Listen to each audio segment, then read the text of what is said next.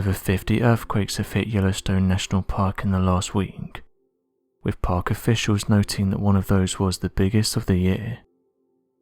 It was a 3.3 magnitude earthquake, and interestingly this is happening very close to where the uplift has been detected. These earthquake clusters have been hitting Yellowstone hard in the last few years, with a team of researchers noting that recent activity has been hitting the park deep underneath Yellowstone Lake. The United States Geological Survey said that they're still learning new things about Yellowstone National Park, noting that one of the most recent discoveries was that of a thermal feature that was not in the database. The USGS said the following on their website.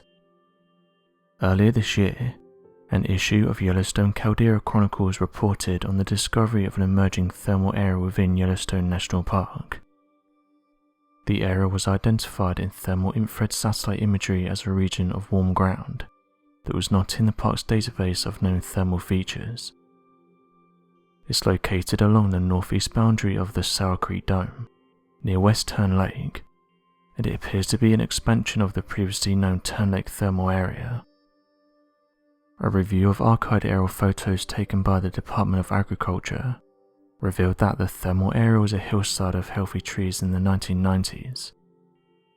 We do not know its birthday, but satellite images acquired in the summer of 2001 showed the first evidence of trees beginning to die. By 2006, there was an incredibly large zone of dead or dying trees and a measurable thermal anomaly at the surface. By 2009, the ground had the white chalky colour that is typical of many other thermal areas in Yellowstone." End quote. The National Park Service continued with the following. The park's hydrothermal system is the visible expression of the immense Yellowstone volcano. It would not exist without the underlying partially molten magma body that releases tremendous heat. The system also requires water, such as groundwater from the mountains surrounding the Yellowstone Plateau. Dr. Mike Poland, the Yellowstone Volcano Observatory scientist in charge, said the following. "This is a new thermal area that's really still developing. You can see places where the trees have fallen, and the underside of the tree that was facing the ground was sort of scorched. It was pretty. I felt an excitement, but also kind of a wonder that here we are at this new place that really has not been described, at least by people on the ground.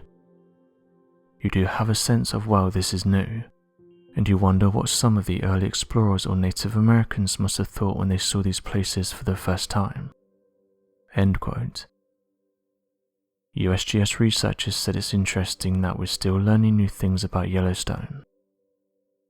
Another thing that's been featured on the news a lot is that of the earthquake swarms that's been hitting Yellowstone. These swarms have been of particular interest to researchers, with United States Geological Survey researchers saying that back in 2008 and 2009, Yellowstone saw some of its biggest earthquake swarms, noting that they were larger than the standard tremors. According to Jamie Farrell, an assistant research professor with the University of Utah's seismograph stations and chief seismologist of the Yellowstone Volcano Observatory, these swarms and their locations are of particular interest and something that needs to be studied more in depth. He said the following. "However, one interesting aspect of this swarm is that it's occurring directly on the boundary of the Yellowstone caldera, a fault which formed due to collapse of the surface during the most recent large explosive eruption 631,000 years ago. Could this swarm be a reactivation of that boundary fault?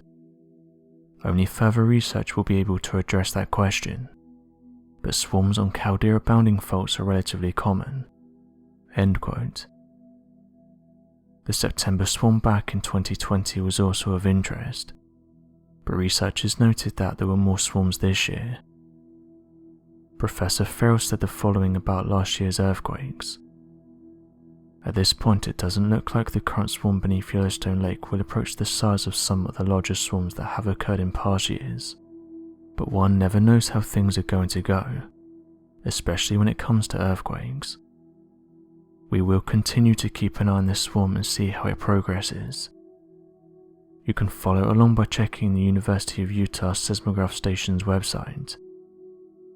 One such thing is for certain: Yellowstone will continue to have earthquake swarms like this in the future. They are as much as a part of life of Yellowstone as the geysers and hot springs, and they're all a manifestation of the incredibly dynamic nature of the region." End quote. Scientists have reassured people though that Yellowstone is not going to erupt anytime soon, saying that they have trackers across the entire park and are constantly watching the data for any big changes. They've said they would potentially have a week's notice before anything big was going to happen, and said that they've seen nothing from their data that would suggest that anything big is going to happen in the near future. Researchers have said that if Yellowstone was going to erupt, it would have massive consequences. Teams of scientists have found that after the eruption of a supervolcano, it's often been recorded that there tends to be a massive cooling event that occurs around the world. This is due to the fact that the ejection of a large amount of volcanic ash causes a global darkness event, preventing the planet from warming up and causing a global ice age.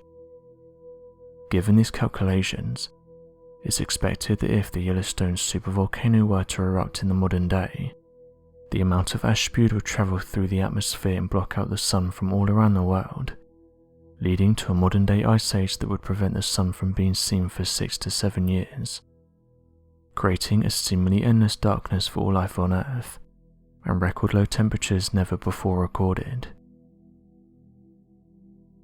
So what do you make of these interesting discoveries? And what do you make of the thermal area that went undetected by scientists? Be sure to leave your questions and answers in the comment section below, and help us to grow this community while working to solve these unexplained mysteries. Thank you for watching, and don't forget to subscribe for more videos.